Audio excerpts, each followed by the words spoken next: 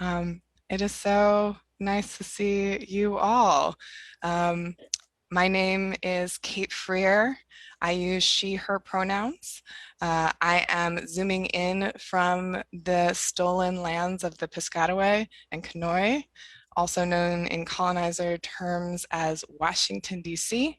I am a multimedia artist, a filmmaker, an educator and an organizer, and I am co-curator of the series called Design in the Time of Reckoning with Howlround, in which Annie and Michael contributed a beautiful, beautiful interview that went out today. Congratulations, and is the catalyst for this conversation tonight.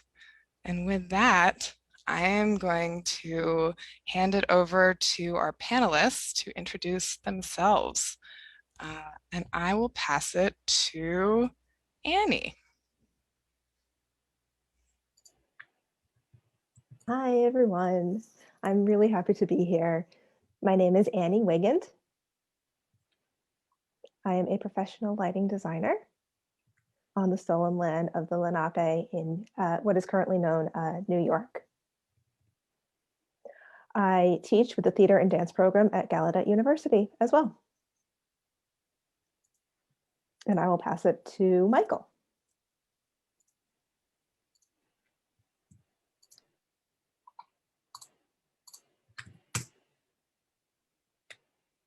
Michael, I think you're on mute.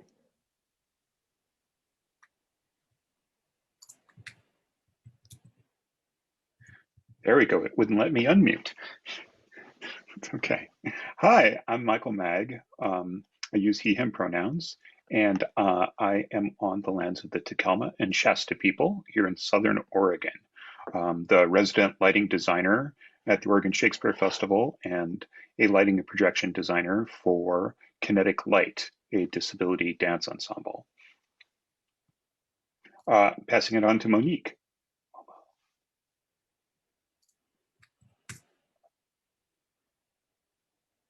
Thanks, Michael, and hello, everyone. My name is Monique, but I go by Momo. I use she, her pronouns. I am here in the stolen land of the Lenape people in New York City. I'm a professor also at Gallaudet University, and I'm so happy to be here.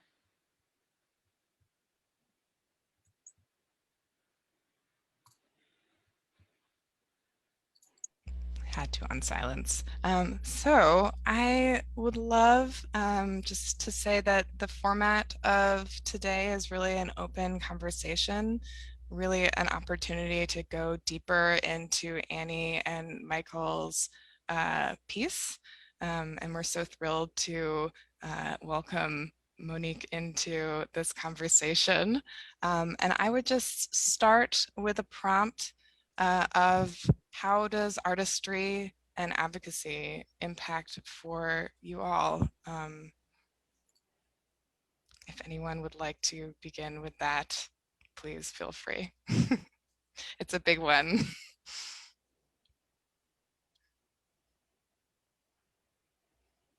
This is Annie. Do you mind repeating the question? The question is, how does artistry and advocacy intersect for you in your work and in your life?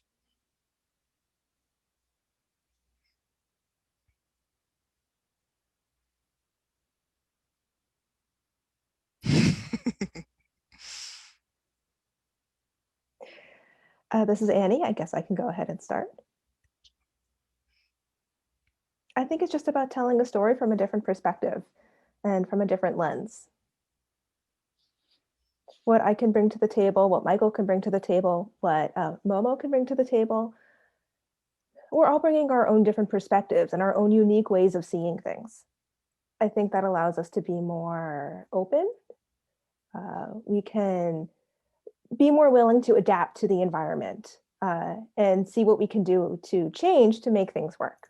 So I think that's something that we bring.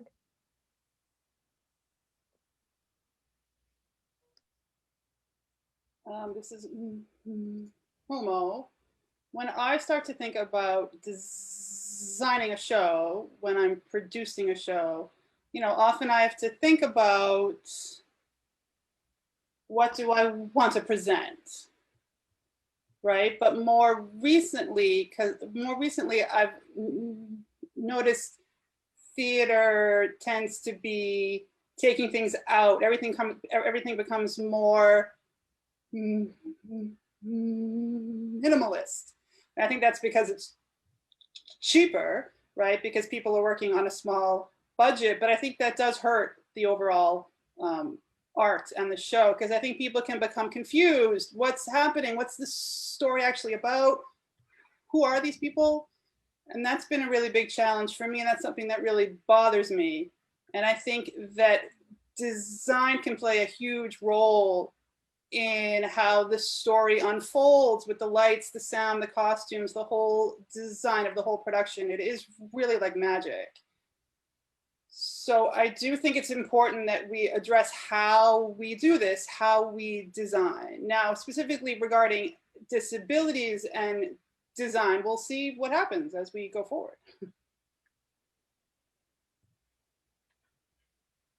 Hi, this is Michael. There aren't a lot of us disabled designers out there. And so I think in relating to the idea of advocacy, that it is actually really important that we're bringing our perspective to the production, that we are looking at our productions through a disabled lens, looking at it from down here in my wheelchair, or listening to it with ears that cannot hear. What does that mean? How do we bring that perspective to our audience, to our able-bodied, able in general public, so that they can be brought into our space. Rather than the other way around, I feel like so much of what the work in the world is bringing the disabled into the abled space. And I want to try to do it the other way around, create our space, and we can bring them in. Does that relate to universal design, which was something that you both spoke about in your article? Yeah, this is Michael again. I think that universal design is important not only for getting our audiences into the theaters to see the work, but it is important that universal design is applied backstage, on stage, and even in the tech rehearsal period. Annie and I both have faced a lot of challenges during technical rehearsals. Both are very completely different challenges. I have a mobility disability. Annie is deaf, so it's challenging in many ways. And we've found ways to overcome. I don't know if overcomes the right way to put that, but we've come to ways to work with it and to let the community know what we need to be successful at that. And I have spent a lot of time pushing at universal design, not only at the theaters that I work at, but through NADIAC, which is the North American Theater Engineers and Architects Conference that happens every 3 years or so there in New York. And I speak every time that conference is there on that subject, and usually bring in architects that specifically work towards disability justice in living space to work with me on those. Yeah, I wonder if we are thinking about how we as a field are moving forward and hopefully rebuilding through an equity lens, which is something I also just want to name Portia McGovern, who is the series co-curator. Something we're talking about focusing on not only the art we make, but the way that we make it, and considering everybody inside of that process. And universal design is a concept that is newer to me, and I appreciate you all bringing that into my awareness and my terminology. And I wonder if in creating a shared vocabulary, I wonder if Momo and Annie and Michael, if you would each put words to what universal design means to you, and how it also would play a role in both the process and the product of theater making.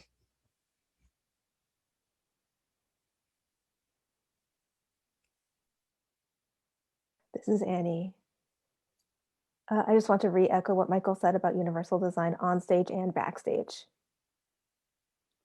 For on stage, for me as a deaf person who is going to be watching theater, a lot of the time access for deaf people is an afterthought.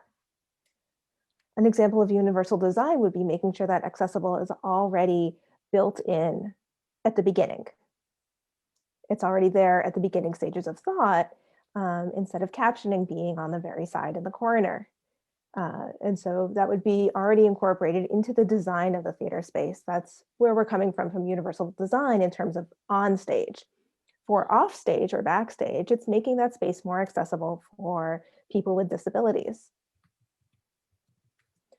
In the article, we talked about voice recognition software experimentation and how that was something that I was trying to use to empower myself and other potential and future deaf designers so that would allow them to be more independent working with a voice recognition software as opposed to relying necessarily on an ASL interpreter. So that way deaf interpreters could have that autonomy in the design space, and that we could continue to design and to work. One thing I found out about universal design is that it's very generational. Because when we're talking about inclusion, that to me is like a bad word, right? I'll put that out there, that inclusion, I don't really like that word. I'll give you an example. When you design a door and you push a button and the door opens automatically, that's great, except sometimes it hits me in the face and I have to like back up and give room for the door. And honestly, sometimes that really sucks. But if we think about intersectional, then the door is open sideways. So then I don't have to back up before I go in again. Oh, so that's smoother. And that's the kind of thing that a lot of theaters don't get. They don't get what that word intersectional means. Because often, there'll be one person who has different needs or different capabilities, and the attitude is, oh, you're the only person that has that, and what can we do to help you? And that's inclusion perhaps, but that's not intersectional.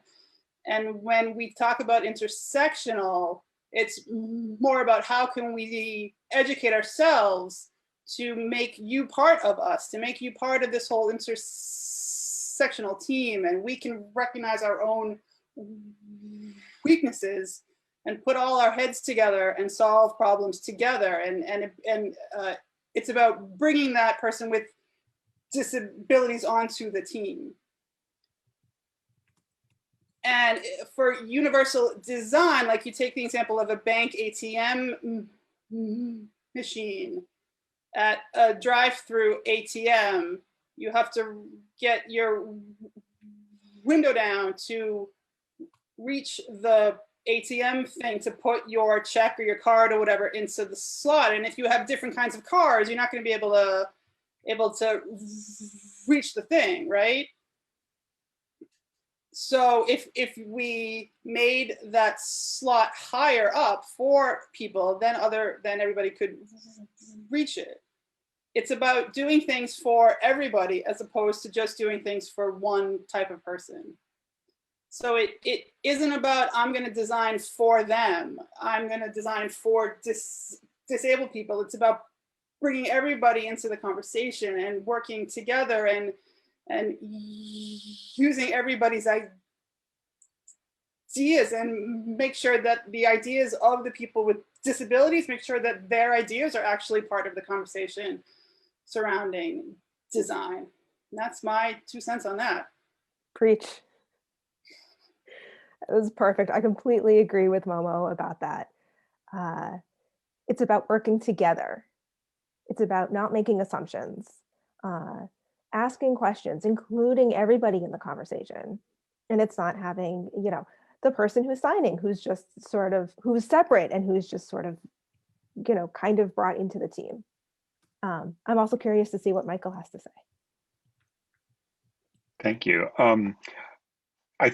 There's the really simple universal design thing for those that aren't aware of the process.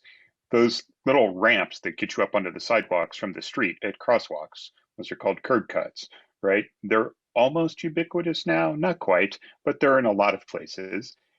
And we take them for granted. Those of us that use wheelchairs are really, really happy that they're there, but so are those of you that have ever pushed a stroller or drug some luggage someplace, right? Now that same thing happens backstage. And when we talk about intersectionality, we start talking about all kinds of that. I have a great example from working at the Oregon Shakespeare Festival. My office is the resident lighting designer. It was in the basement, and the stage, of course, is upstairs.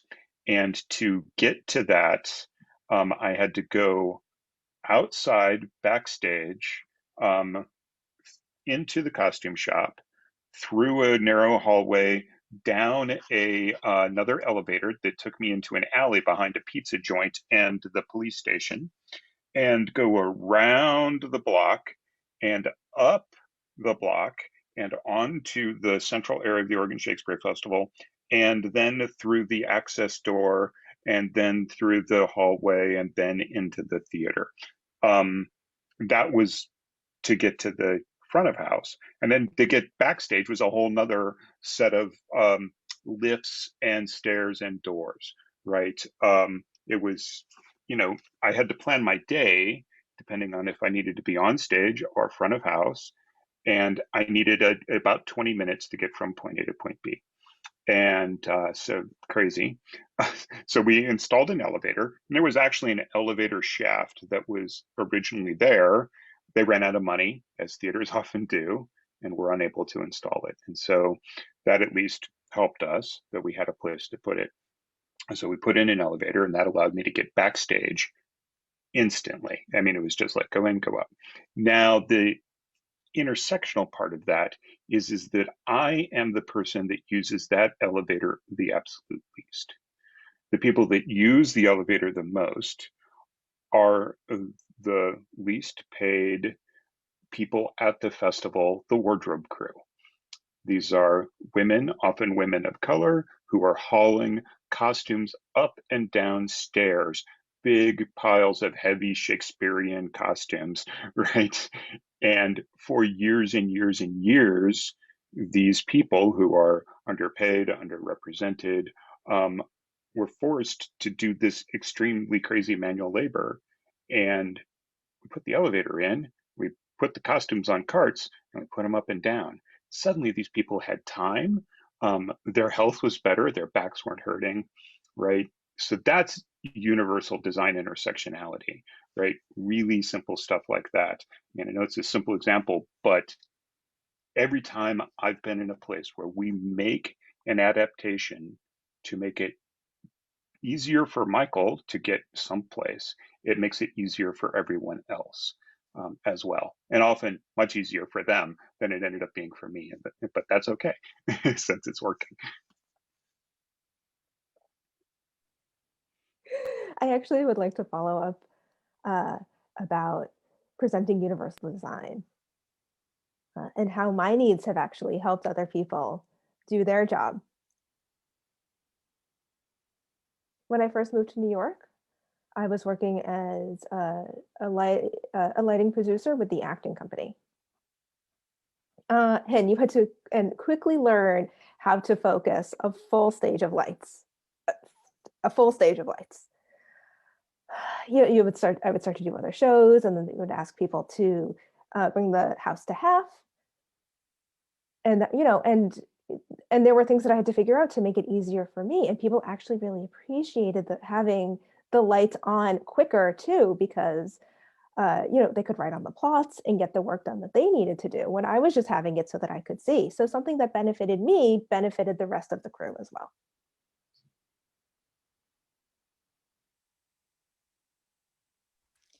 Thank you all.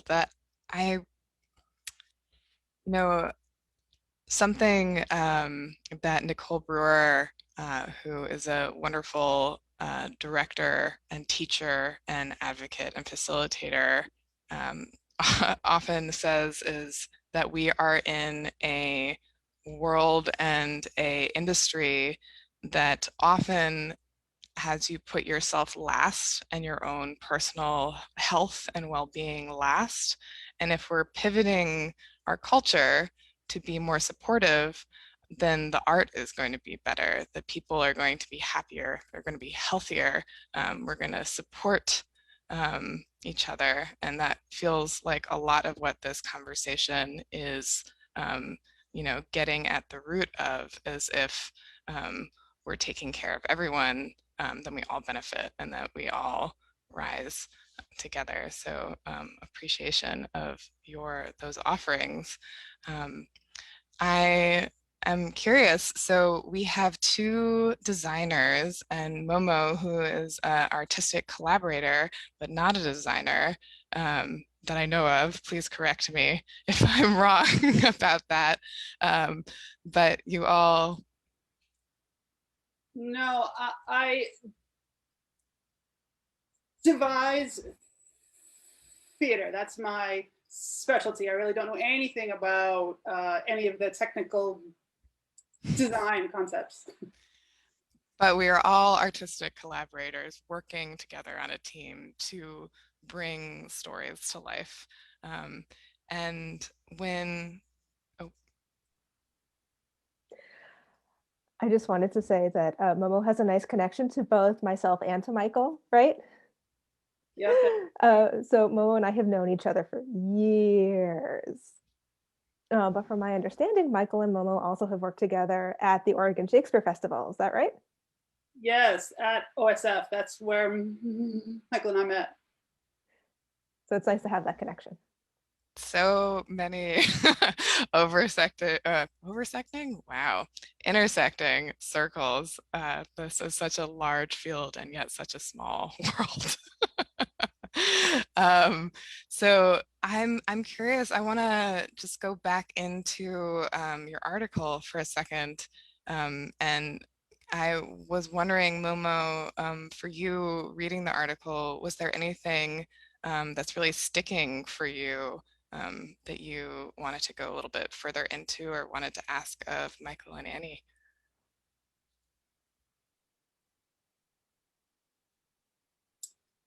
Sure. So I did read the article, and it talked about one thing I thought was interesting: finding a way to make this work. That's advocacy, definitely. So I'm curious to ask Annie, how do you integrate those academic discussions for future deaf students? What would be your advice for your students? I say don't give up. You have to be stubborn about it. You have to keep going and never give up. Momo and I both teach at Gallaudet University, which is the only university for deaf students in the country and in the world. So we're working specifically with deaf students who are going to be going out into the world. And so as their teacher, I'm still learning how to give them the best advice. I'm still a student myself. I'm still going through these processes and going through my career and learning as I go. In many ways, I am the first one doing what I do. So I'm still trying to find solutions every step of the way. Universal design, advocacy, those are the things that will help me then pass it on to help my students as they continue on and start their careers. And so what I tell them is to be stubborn about it. Don't be afraid to ask for what it is that you need. Yeah, and for Michael, I was curious because you have met a lot of other lighting designers that have different special skills other than yourself, or have you met others than yourself that possibly share some experiences with you as a lighting designer with special skills, let's call it? I haven't met a lot of other lighting designers with an acknowledged disability. I've had the honor of working with a ton of lighting designers as the resident designer at the Shakespeare Festival. We have about 11 guest designers a year. So I've been there for a lot of years, more than 20. Yeah, that's a lot of folk that I've had an opportunity to work with, and they all bring something very special to it. But I think where I have that intersectionality with other designers with disabilities is like through the Gateway program at USITT, which is a program that brings underserved populations to that conference, United States Institute of Theater Technology conference. That conference is starting in just a couple weeks, actually. And that the Gateway program, I had the honor of participating one year in helping a young man with CP who is a sound designer, and bringing him along and getting him to the places that he needed to go to meet the people that he needed to go, because he had a fantastic year and the world just wasn't adapted for him. And so it was great to do that kind of work where I'm bringing other folks into the circle. And at OSF, we have something called the FAIR program, and it's fellowships, apprenticeships, interns, and residents. And it's a program that, again, serves for people that are underserved and bringing them into the theater. And so I have the great opportunity of reaching out every year and trying to find people that I can bring into the community that wouldn't otherwise have the chance to get there. So that's where those special skills and that intersectionality comes in. And it's always, as Annie says, it's a learning process for me too, because I'm always amazed at what folks can bring.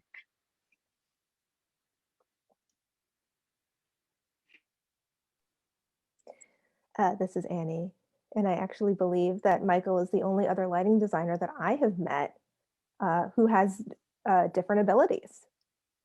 And so being aware of other disabled designers in other fields, not just in lighting design, I believe it's, to my knowledge, it's just us two, right? Is that correct, Michael? In lighting, as far as I know, but I do have an intern right now through Kinetic Light, who is a young lighting designer. She's 27, just graduated from college, and so bringing her up. She doesn't have any pro credits yet, but we're working towards that. So there'll be more. Gotcha. So this is Momo. I consider, I think discovering all of this stuff is a great way to deal with all of these issues. That's one thing that we need to spotlight more of us. I think more of us are really working out there. More of us with different abilities and special skills. Like how OSF gave space to Michael to figure things out, we have to work together to create other spaces where we can work this out. I think the Thomas Theater had something on their board to, and the interpreter is going to ask for some clarification. Thomas Theater, what? Yeah, the Thomas Theater, did they ask you to be on their board, Michael, as a consultant, designer for them? Yes, yeah, I was involved in the putting that theater together, and helping kind of figure out all of that aspects. And we even built a prototype of the catwalks in the shop to see about movement and accessibility and how things would work there. But Richard Hay, who was the primary designer, the resident designer, scenic designer at the festival and designed all the theaters, he really deserves all of the credit for that because he's the kind of person that thinks that through and brings it in. So it was an honor to work with him on that project.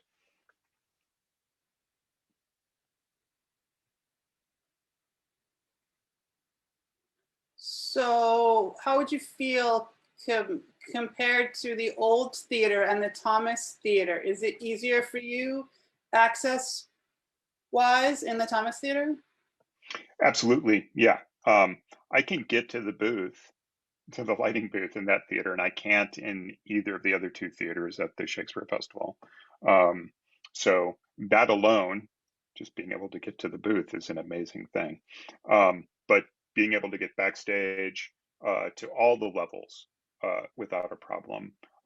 There are some difficulties up in the catwalks, but nonetheless, the rest of it is really, really accessible. There's some height restrictions that are instilled in Ashland in the city. You can't build buildings above a certain height, and that kind of shrunk our buildings down, and that created some issues for the accessible space. You can only dig so deep and you can only go so high. And so we kind of had a limited window to work in. So that presented some challenges for us. But for the most part, we came up with really good, ingenious, and accessible solutions. I wouldn't say they're universal. There's still problems, but I think we did the best we could. This is Annie. So Mo and I are both colleagues at the theater and dance program at Gallaudet University. And we both have had many conversations about what a deaf theater building space would look like. Right, Momo? Definitely. So we're talking about having a live video feed. We're talking about having elbow space so that the people who are deaf, who are doing the work, have room to do their work and then also communicate. We're talking about having a higher rake in the audience, instead of having rows go back farther, having them be a little bit steeper, because if you're sitting at the very back of a theater space trying to look at the stage, it's going to be really hard to see the sign language of the performers. So we want to have access to that, which means having a higher slope or a higher rake of the audience seats. And you know, honestly, the theater space on our campus, I really want to tear it down and rebuild it back up. So using that perspective and universal design, you know, that's how we should be thinking about the architecture of theater and what new architecture adaptations we can take advantage of to be a fully inclusive space. Annie mentioned that idea about getting a bigger rake in the audience. An additional idea would be to have a subwoofer speaker below the house to feel the bass. The bass frequencies would be the biggest priority for the deaf audience when it comes to sound anyways. When you turn up that bass and you put that subwoofer under the seats, that would be great for a deaf audience. When it comes to lights, I think the way a hearing person designs lights versus the way a deaf person designs lights is so different, because because the deaf design is so much more visually sensitive and sensitive to the eyes. And how can we create a design that's more pleasing to the eyes, I suppose, for deaf eyes and deaf people's eyes? I think there was a show called Uncle Vanya. It was beautifully designed, and we had a built metal floor. And at first I thought, why are we putting this damn thing on the floor? And there were holes in it. And I was like, why are we doing this? And then they put these aspen trees into the holes, and it was like magic. And I didn't realized that most of the actors were going to be on the stage, their heads would be shaded by these aspen trees and it blocked their face. You couldn't see their faces. But the good part was that the light was reflected off the floor, which, as you remember, was metal, and you could see their faces. And that was such a brilliant, brilliant solution, how they all worked together, the set design and the light design and the costumes. It was like a perfect marriage of all the design, of all the design elements. And your point about lighting deaf eyes, I just wanted to help clarify that with sign language,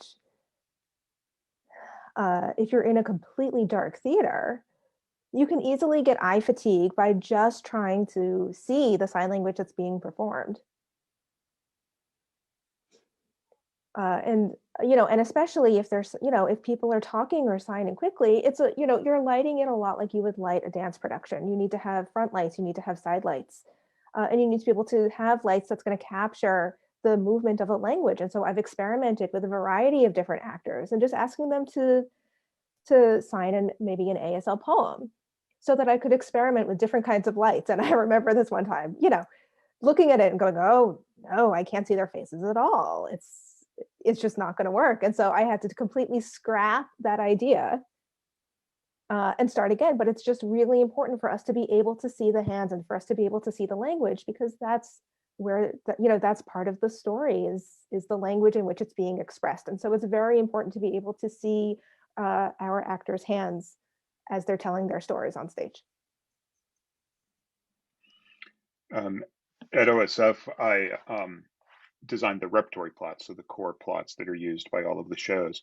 And the first thing that goes into the plots are the lights for the sign interpreters. We actually know ahead of time, because of ticketing, which sections of the audience we're going to be designating for our deaf audience and where the sign interpreter is going to be. So I can plot that out over the course of the year. It moves around the theater so people can view things from different places.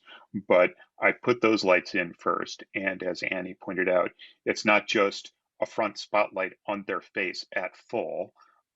It's a couple of them. And I try to reflect the same angles that I'm using for everything else. And then we train our operators to, we just put everything on a handle on a sub, and they work with the cues in the show to keep the intensity the same. So there's not that eye strain that happens from looking at something really bright and then something really dim, vice versa. And then also waiting for the signer to finish signing before blacking out. You would think that would be a no-brainer, but lighting people are like, hey, the blackout happened, I have to turn on the lights off. No, you actually have to wait for the sign interpreter to finish their job. That's always a big pet peeve of mine.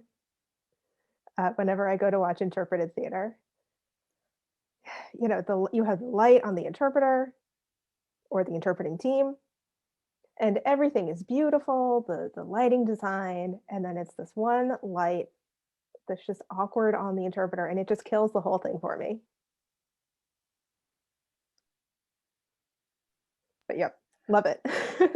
I want to go back to something that Momo was talking about, which is putting the bass speakers under the audience. And in the dance piece Descent that I did with Kinetic Light, we did that really intentionally, like very big bass speakers. And we took a feed of the wheelchairs rolling on our ramp. We had this very extreme architectural ramp that the wheelchairs were rolling around on. And we fed that sound into those bass speakers so that our audience members could feel that movement, have that chance. Another thing that we did is we 3D printed miniatures of the ramp and gave it to our sight impaired audience members so that while they were listening to audio description, they could feel along the ramp where the performance was taking place. So inclusive, inclusive, inclusive, bringing everybody in and making it something that they can experience in a way that works for them. So.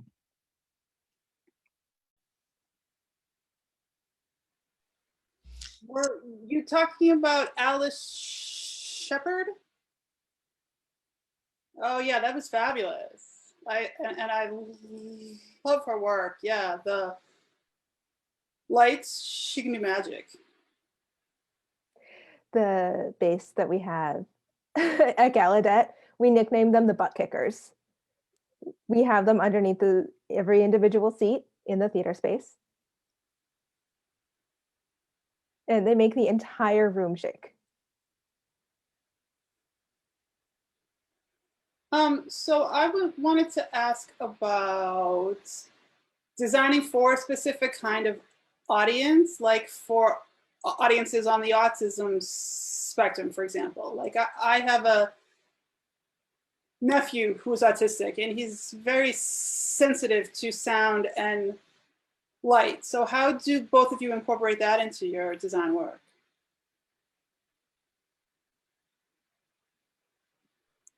Michael, do you want to take that? I can go a little bit with that. Right now, the practice that is common is to have certain performances be sensory friendly, and the other practice is to have a sensory friendly space that's somewhat removed from the theater. We actually have in one of our theaters at OSF, we have what used to be what was called a cry room, where you would take the crying babies that you for some reason brought to the theater. Um, so that space is sound isolated from the theater. And so people that are affected by loud noises doesn't do much for flashing lights and strobes and all that sort of stuff. I try to be aware of that as a lighting designer, only there when it's absolutely needed for the artistic intent. And definitely if we are going to be doing a sensory friendly show, removing that whole set of cues. So we just write, for me, what I do is write another set of cues. Not every show is going to lend itself to being able to be kind of all throughout being sensory friendly in that way. I don't have a solution for that, a real solution for that, other than those like accommodations that are they don't make me happy because they separate, right? They push those people outside of the experience with the rest of us. And there's something about that that makes me cranky. But I haven't found the right solution yet for the show that has thunder and lightning, right? How do we get that across so that it is as impactful for the people who are not sensory, have sensory issues, and then make it acceptable to them. I'm babbling because I don't have an answer. Sorry. Go, Annie. Tell us how to do it.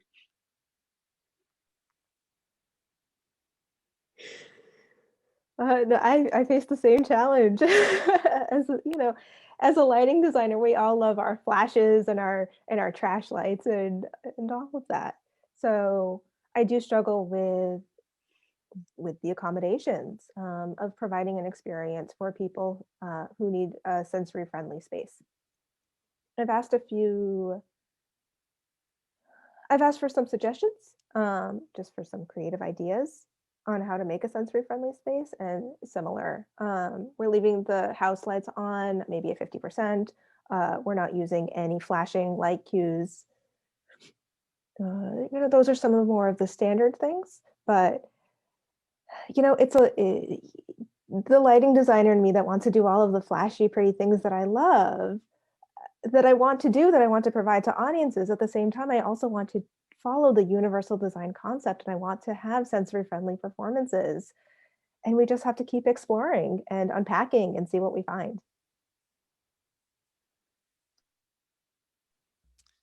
This is Kate.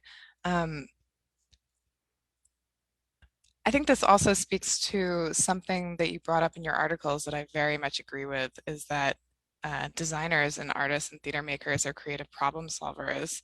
And just hearing about some of the things that you all have done, which to me sound fabulous, that as a storyteller, I want to experience these as well. It's just such beautiful innovations that you're bringing to your craft.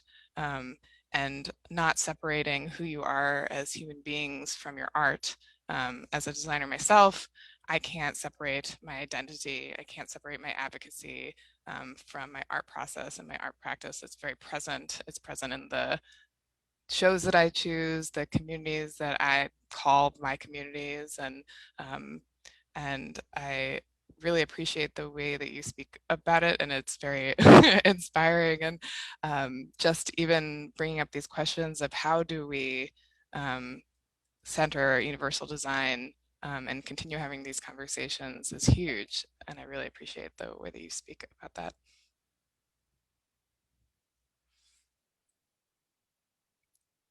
I'm also wondering, Annie and Michael, when you began having your conversation, and was that the first time that you had met for the article? And you were coming together as two lighting designers also, which was such a great point of connection. And um, was there anything for you that was surprising that came out of that conversation that you might take forward into future parts of your practice?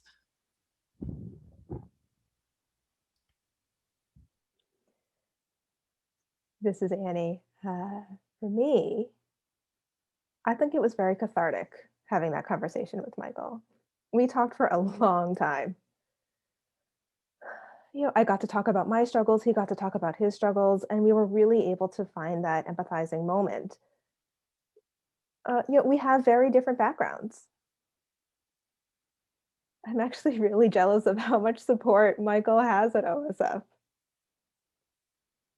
And I do know he's really lucky to be in the position that he is.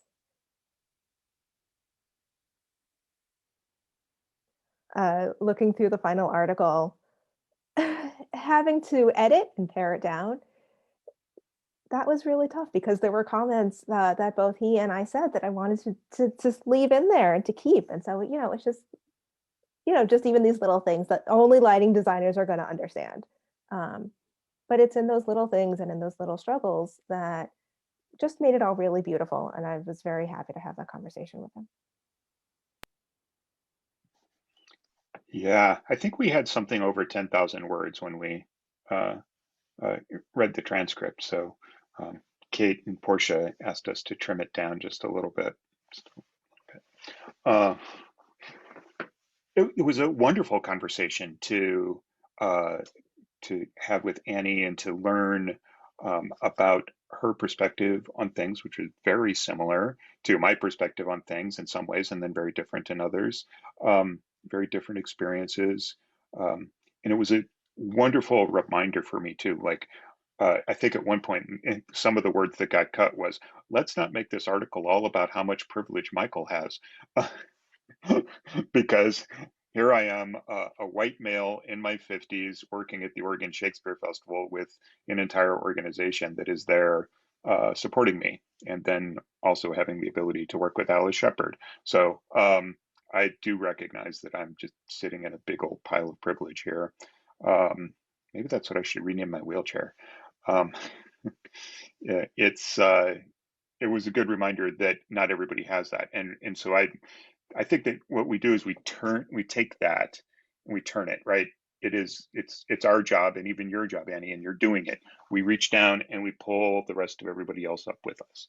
Um, you know, we're in a place, and I've somehow managed to break through some barriers. I've been very lucky and had a lot of privilege in getting there, and it is my job to help others get to a place where they too are up here and helping others. This is Kate. I've heard the term used a few times, lift as you rise, which I love.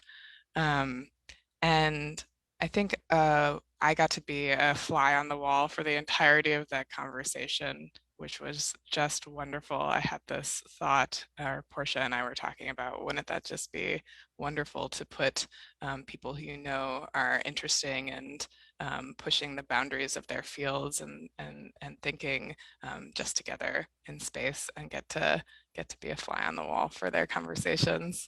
But speaking of, and also the structure that we gave to you for the conversation was very structureless. There was no hierarchy. It was the two of you having a conversation with each other to see what would spark and what would come out of that. And so many beautiful things did, which I think is a testament to the collaborative power of designers. And on that same note, I wonder, what are the conversations that you want to be having right now as we're going forward? What are some of the first conversations you would like to be having with your collaborators on how we move forward as a field, but also maybe even at the beginning of each creative practice, what are the first things that you like to speak into a space or bring into a conversation when you begin a collaborative process?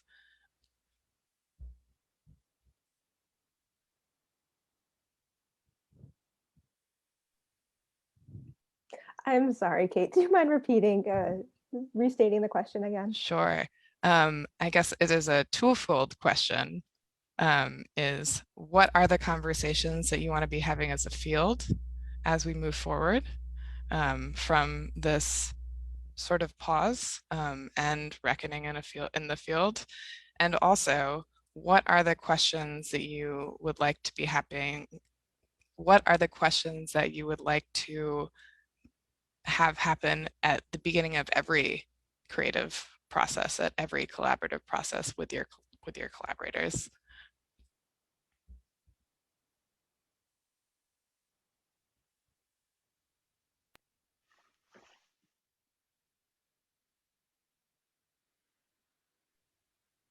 Okay. All right. I'll go first. I think that right now, yeah, we're coming back from this amazingly weird, challenging pause, and we are probably facing a time in the entertainment industry, at least at the beginning, where we're going to be having to work with fewer resources, fewer people, fewer time, less money, because everybody is recovering from getting this close to shutting down. And so it's going to be really tempting to let equity go away, to let that take a back burner in all aspects, and so that has to be the first point of the conversation. Is that no, this is where we're starting. That's the beginning of the process. Now let's talk about the play, the show, the dance, whatever it is that we want to do. But we need to be have full equity for everybody in the room, and address the problems that have been there. Get a more representative group of people making the plays. That's what we've got to be pushing for. And I think that the conversation that I like to have when I'm beginning a design process is how do we bring in your perspective? How do you see this play differently? Um, when I'm working with a director or a choreographer, yes, there's a whole ton of listening there. I want to know all their thoughts, what they're thinking about, but I also want them to ask that question: how does that look always sitting in a chair? Is there something that you can bring to that? Just from the very basics. How does that sound to you, the hearing impaired or deaf designer? Let's get into the nitty gritty about how to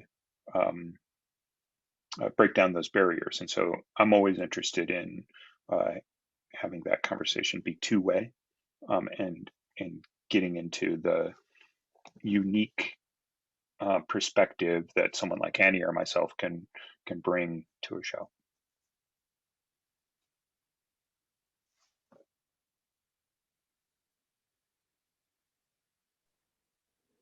This is Annie. I do agree about the pause that we're in, and also the fear of what's to come. You know, Are we still going to be able to create theater? Am I still going to be able to create theater? Regardless of if somebody has a disability or not, there's the fear of, is theater going to be able to come back after all of this? And that's more amplified for people like myself, like Michael, like Monique. When the work comes back, where is the focus going to be? What are people going to be focusing on? Are they just going to be focusing on selling tickets and earning profits? And is it not going to be on accessibility? That's really something that should be built into the budget overall. It should be built into the company budget. Accessibility should be its own line item that's right there,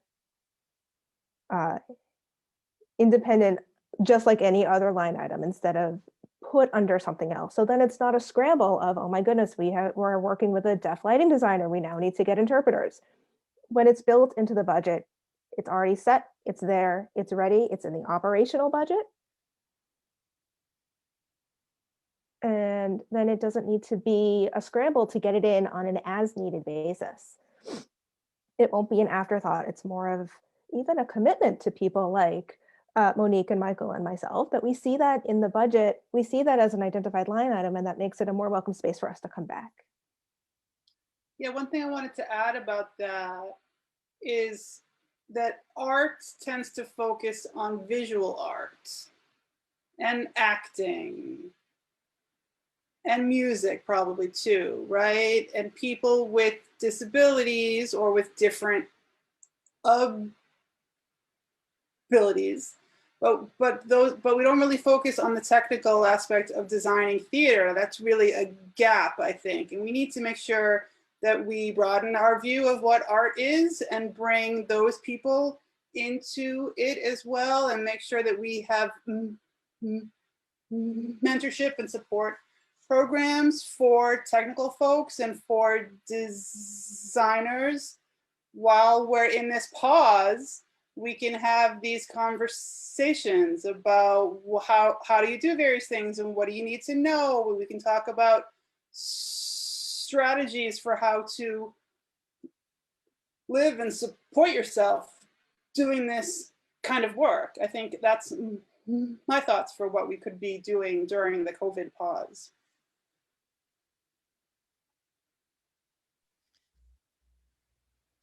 This is Kate.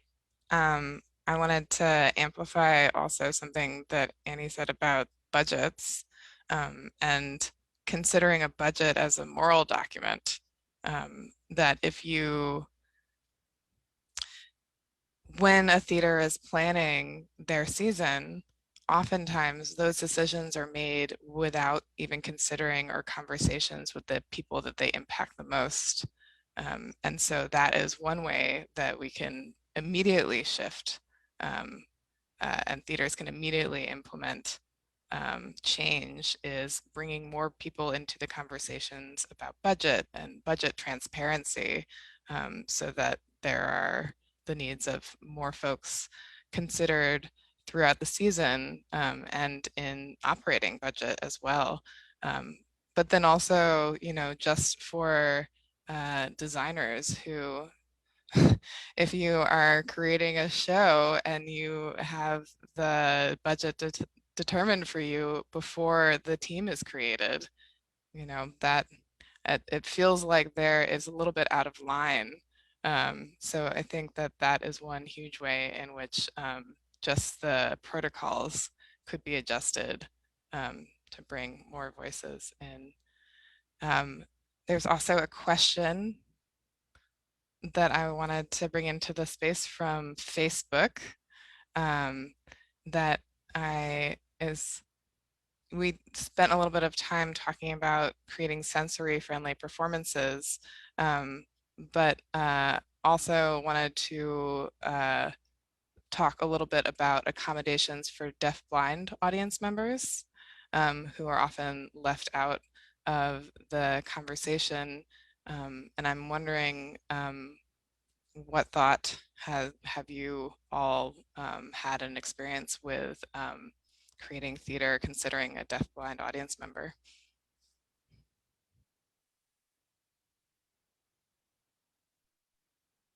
I think Monique would be the best person to take that one.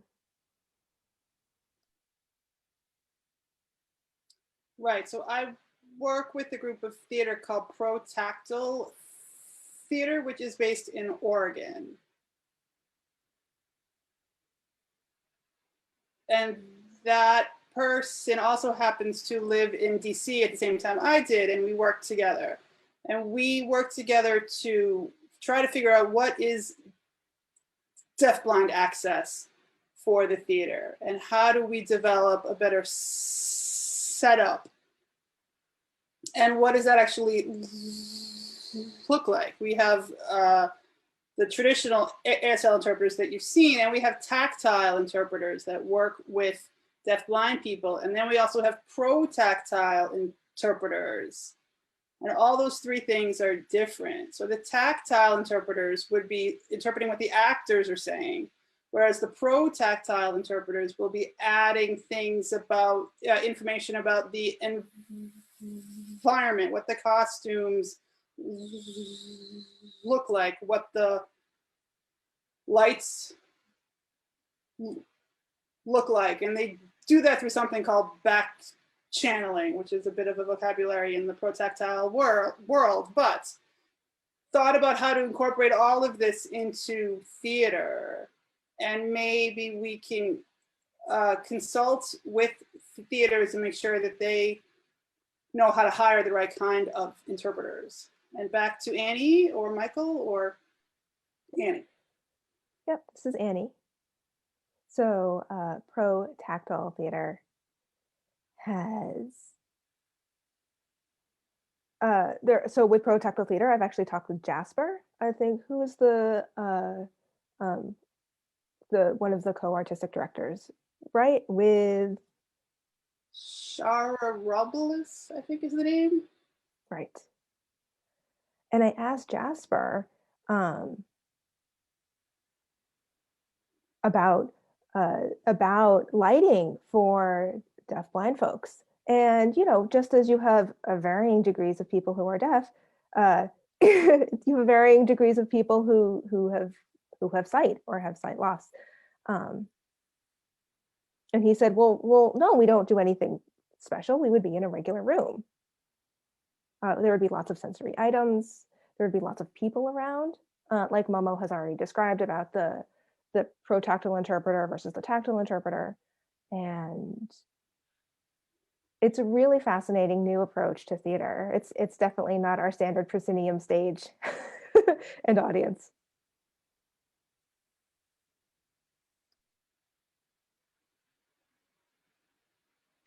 I haven't had the opportunity to really create anything for a deaf-blind audience, but it's an exciting thing, and I'm sure that Annie can attest to this. You can feel light. So put enough light on something, you can feel it. So there's some tactile capacity there.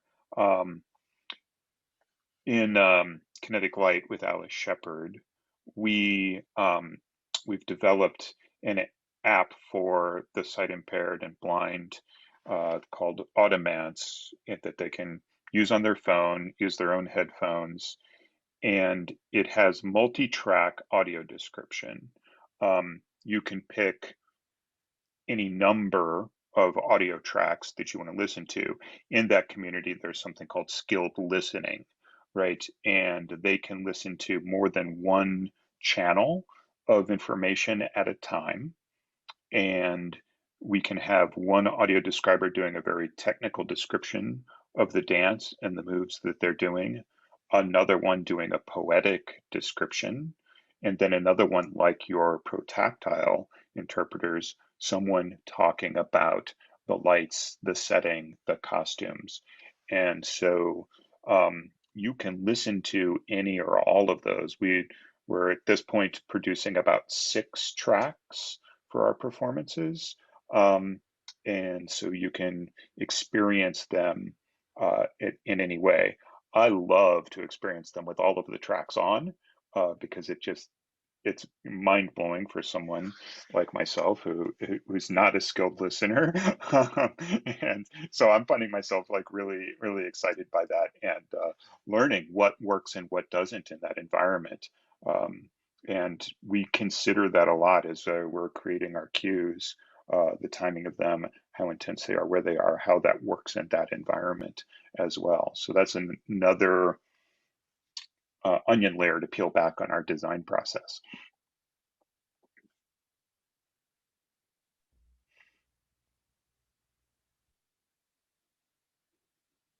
This is Monique talking about sensory experience. I remember I had a great conversation with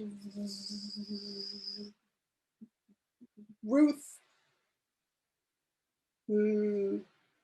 Malchek, I believe, from Malibu Mines.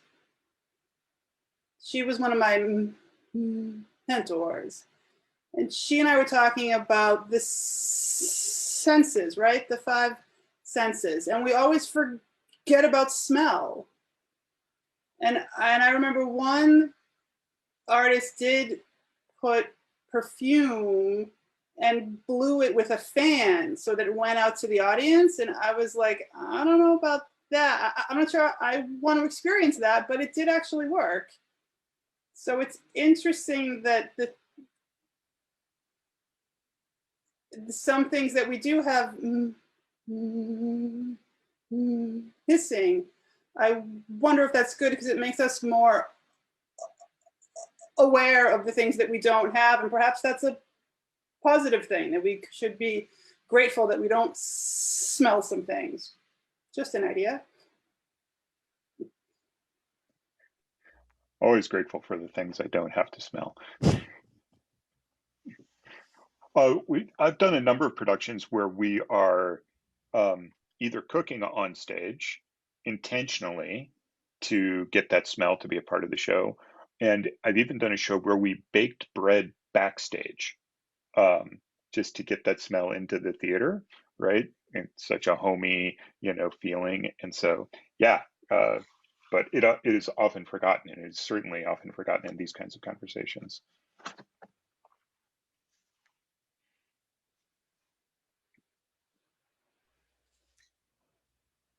I love incorporating smell into design.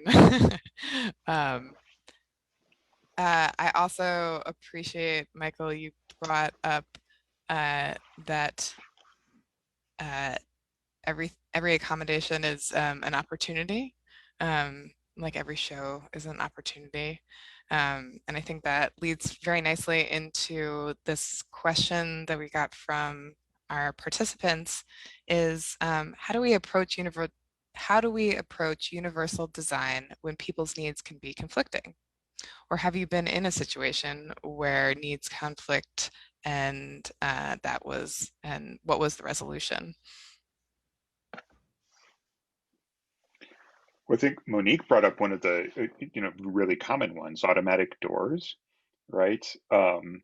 And if you are on crutches and you have to get close to the door to press the magic button and then you have to back up, that doesn't work. Works great for me in the wheelchair because I've got wheels and I can get out of the way quickly. But not everybody can get out of the way quickly on wheels. So a sliding door is a great answer there. I've definitely run into the situation where a ramp is a problem for people that have some inner ear imbalances. They feel much safer and are much more able to deal with stairs than they are to deal with ramps. And then we're in a backstage situation where space is already cramped. The ability to have both ramps and stairs requires some ingenuity. But that's actually not all that hard to have something that can quickly switch from being a ramp to being a stair. It's a pretty simple mechanical contrivance, and stagehands are really good at that sort of stuff. So I feel like there are places where we're gonna, I don't know, rock in a hard place, I guess, where we'll find things that are completely non-compatible. For example, strobe lights and at 5 hertz and epilepsy, right? That we just can't do that. So we just don't do that. accommodations and changes have to be made, and really does the whole show depend on the strobe lighted 5 hertz? Probably not. So I think that we can always come to a conclusion that works for almost everybody.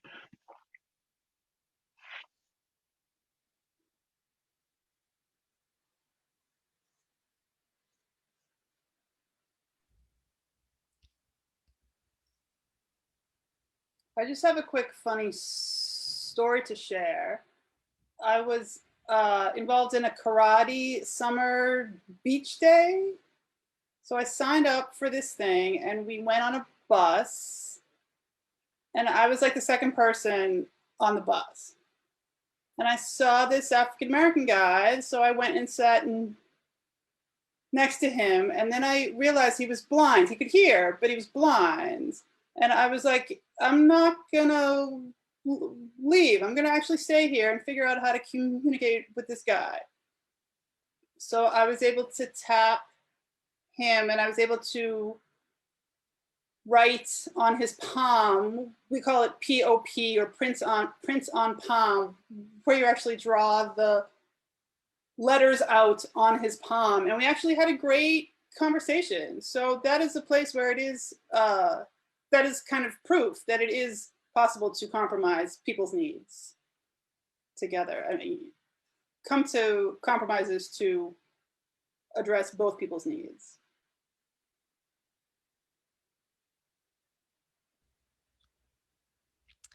This is Kate.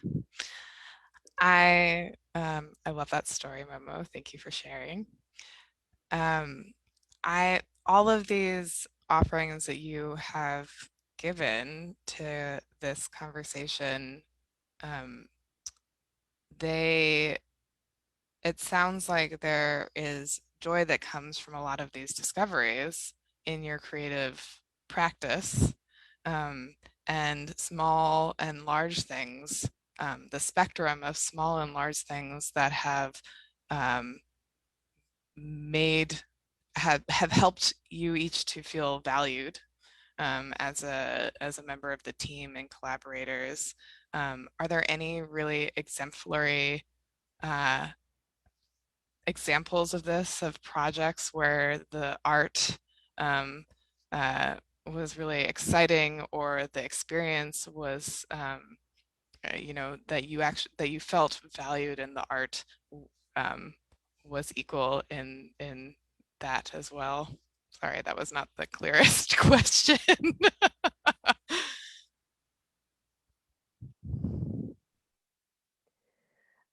This is Annie.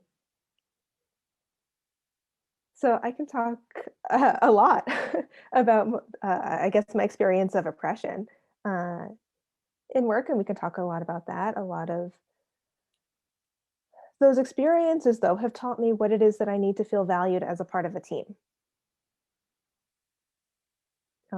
And I could name a lot of them. One that comes to mind is the initial conversation on a show, when I'm hired to be on a show, reading the script, having a conversation with the director. It's really important for me, and any designer, right? But it's really important for me to have a conversation with the director. As a deaf artist, I might not have a lot of time once we get into the production meetings and whatnot. And so I want to be able to have the time to connect with the director, with the set designer, with the sound designer. Unfortunately right now, before we're able to physically meet together in a room for the production meeting, it's a lot of email, and it's really hard to form those relationships via email. We're also technology focused, and we're also focused on what's happening on the stage, that we don't often look up and see what's happening right across the room and making those little side jokes. It's really important for me to have that rapport, especially in the tech process, when we're working so hard. So for me, it's really important to have that time in advance to be able to develop that rapport, so that when we do all finally meet together and we're all in the same space creating together, it makes the whole process easier and we're all happier for it. One of the things that I'm realizing once we come back post-pandemic is that's something I need to be really firm about.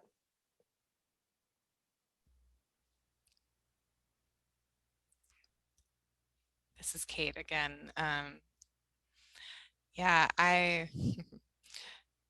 so on that same note, I'm wondering if there are also examples of times where you have felt very valued as artists, um, and um, and able to show up in your full humanity to a space. I know for myself, like the smallest things that a theater will consider for me as a designer makes such a huge, huge difference.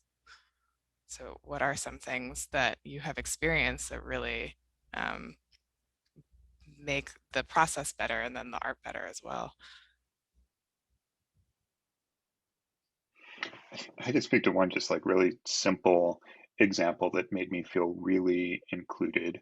I was touring a production and we went up to Seattle Rep, and the aisle and on the orchestra level seating is pretty steep, and they didn't have a way to get seating cleared out so that I could have a tech table in the middle of the house.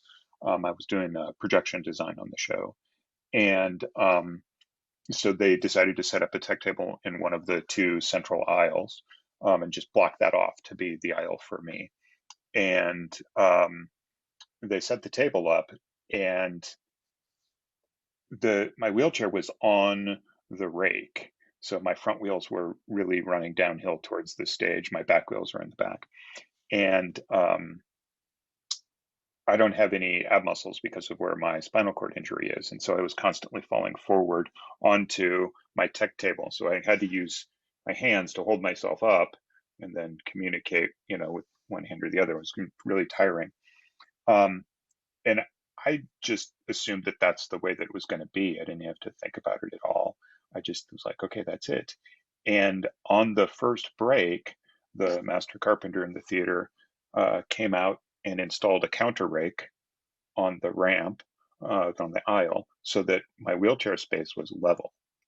Um, that made me feel really valued, that someone observed what was going on. I didn't have to ask for it.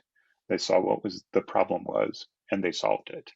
Um, so it wasn't anything about bringing anything particularly artistic to the show other than the projection design, but this person saw something and solved it. And so that, like you were talking about, Kate, when those little things happen, um, they really do make you feel valued and included. I've had a lot of great experiences like that with some really observant folks around me.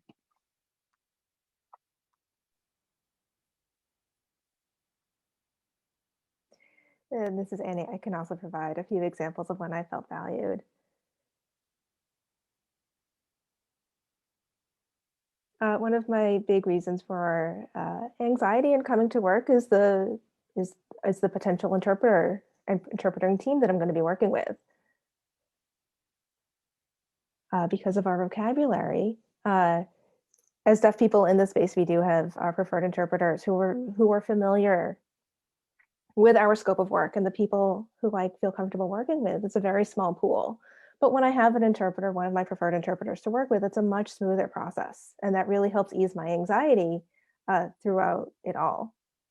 So when a theater company contacts me and we negotiate our terms, I have to explain that idea about how we work in a specific vocabulary in theater. And there are a select few interpreters who are really able to do that and provide an ease with the interpreting process. And it's really great when they say, great, so who are your preferred interpreters to work with? That's really a big yes for me. I feel very valued in that. They want to make things accessible. They want to make the process really smooth for me. And then another really small example is where the interpreter sits. My interpreter, Kara, here tonight can tell you that we have a lot of experience with where the interpreter sits and the stools and the sort of makeshift seats that we make at the tech table. So for my setup, I have the lighting board, I have my notes, I have the script, I have the interpreter who's sitting up at the side or at the corner, but we're working in a theater space where maybe the chairs aren't able to be moved. So we have the interpreters who are sitting on really just a small stool at the corner of my table where I can see them. And then a stagehand or an electrician at one point was noticing my interpreters were really fidgeting and having a hard time sitting on these really small stools. So what they were able to do is they were to find a space in the back where we had more comfortable seating, we had more space, and it was able to be smoother for the interpreters and then therefore for all of us. Another example is just having some light during tech. We have a special light that's set up just for the interpreters that I can control, where I can control the brightness that are on my interpreters at the tech table so that it's not going to interfere with my work, but that I can still see them. And having that ability to do that and have that set up, those are instances where I felt really valued. One thing that helps me remember is what happened at the OSF. One thing that I remember, I was working as the director of artistic sign language for several different productions that were in rep, and that was overnight outside in the freezing cold. It was May, but in Oregon it's still cold. You've had that experience, Michael, right? So we couldn't, I had to use a computer instead of pen and paper because it was dark so that I could take my notes for the actors. I had to do that on a computer. And my battery was running out. And so I had to find a cable and plug myself in. And one company manager said, hey, come on over to this place. There's a plug here and there's like a cover that'll protect you from the rain. And he gave me a blanket. He was so sweet. And I really appreciated that so that I could do my job well. And I really felt valued in that moment. This is Kate. We've, Oops, sorry, Michael. I was just going to say, recently we've added electric blankets to that mix out there for the outdoor theater teching in May in the snow.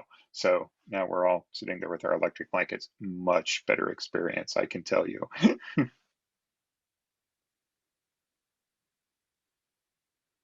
Yeah, and hot chocolate, right? We got to be drinking hot chocolate with it too. So this is Kate again. So we're just about to come to the end of our time together. And so I thought maybe this would be a good time for, oh, except we just got another question, maybe before my questions. Hold, please.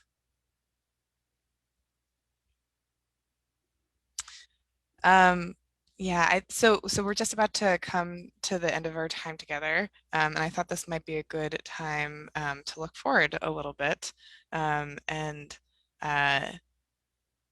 that, you know, maybe if we could go around, if there is something that you, you know, would like to leave this conversation with, leave our audience with, ask of the field, or just, you know, hope for the designers and collaborators that are coming up after you. You know, what is a more just and equitable field of theater look like, and how can we as artistic collaborators and advocates help to make that a reality?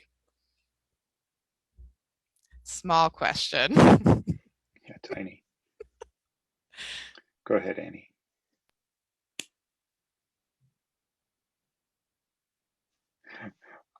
I think that the thing that we have to do as artists that are fighting for equity in our own little corner is to get out of our silo and fight for equity for everybody.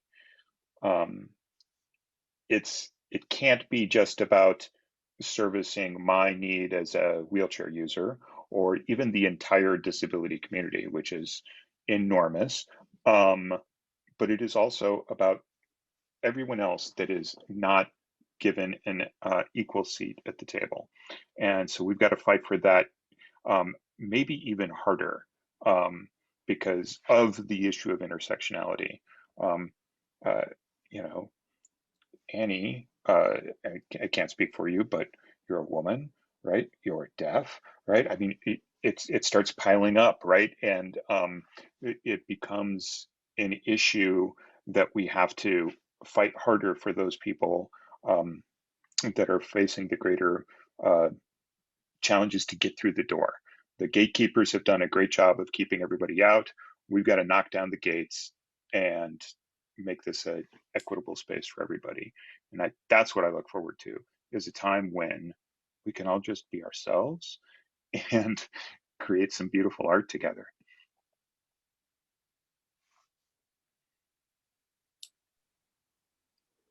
I completely agree with you. Also, remembering that we're all artists and we're all designers first. Our abilities or our disabilities, that's second. Being artists and designers is what connects us all. That's our passion. That we all want to make pretty things.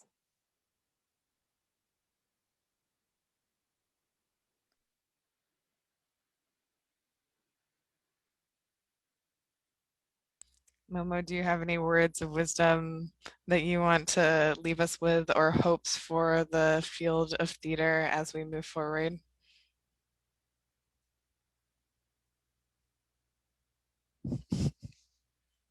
Sure. Yeah, I do. I'm working with TCG, Theater Communications Group in New York, and we're focused on EDI. And I believe that we need to develop a curriculum for EDI, for equity, diversity, and inclusion for colleges and universities, including theater programs, so that everybody involved in theater, including technicians and artists and designers, we can educate all of them how to work together to bring more equity, diversity, and inclusion into the field and to support them. And we really need to continue to push for that curriculum that starts in colleges and in education programs. This is Kate. Full agreement for you all. There was a question that came up in the chat for Annie, so from a fellow lighting designer from Canada, that is asking about your tech rehearsal workflow. And do you typically prefer to do your own light programming to cut down on having to communicate to an electrician for lighting levels? And things like that. There's a few more thoughts about, love to hear that turning on the house lights during tech chat ended up benefiting everyone.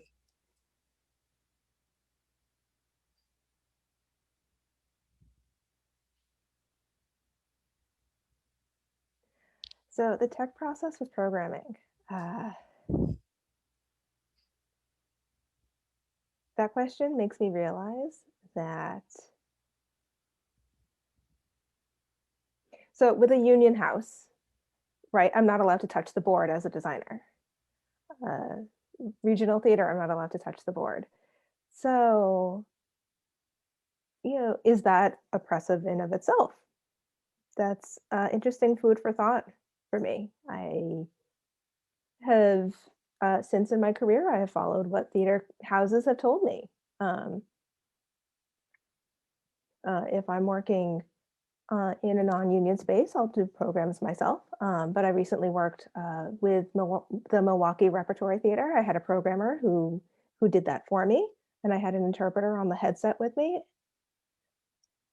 And there's more information about the tech process in the article if you want to go ahead and look there.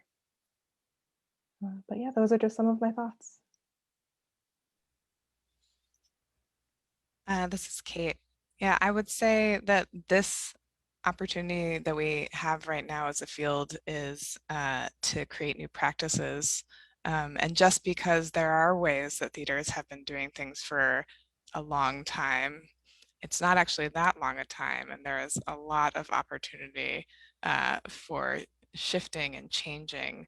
Um, there are theater companies that have tech writers.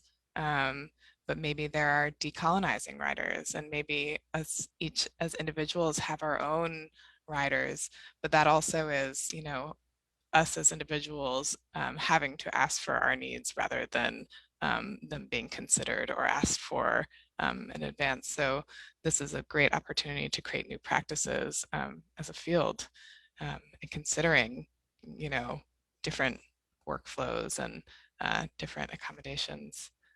Um, yeah, and so we have 2 minutes left.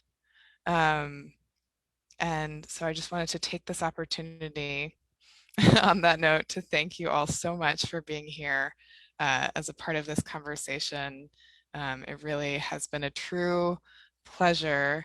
And I know that this is just the very beginning, and appreciate all the work that you do in your artistry, in your advocacy, and your time and your spirits and your hearts. Um, Thank you all so much for sharing the space with us. And if you haven't already read Michael and Annie's article, please do, please do. And all the other articles that are in the series on Howlround. And there'll be another conversation tomorrow on Howlround TV, which is a departmental check-in with 7 different designers speaking as members of their communities, but really as individuals um, and artists. So again, thank you all so much for joining us. And I hope to see you all again very soon and share virtual space, and one day maybe share physical space together as well. Thank you all for coming. Thank you so much for hosting the salon and inviting us to be a part of this conversation. It's really wonderful to have this space where we can come together and to share and connect and share our stories together. Yeah, and thank you for bringing Annie into my life. It's awesome.